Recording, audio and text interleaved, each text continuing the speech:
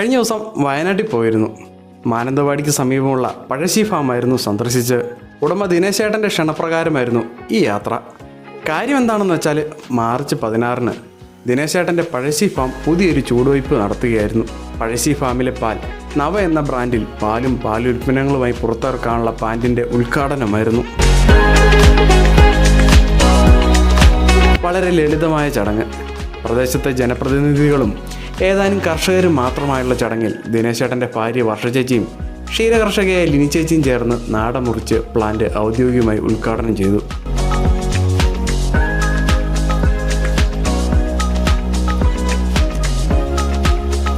ആദ്യഘട്ടത്തിൽ നവയുടെ വിവിധ പുളിയുള്ള കട്ടത്തൈര്, മോര് എന്നിവയാണ് പുറത്തിറക്കുക.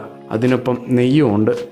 വൈകാതെ പാലും മറ്റുൽപ്പന്നങ്ങളും കൂടി വിപണിയിലെത്തും.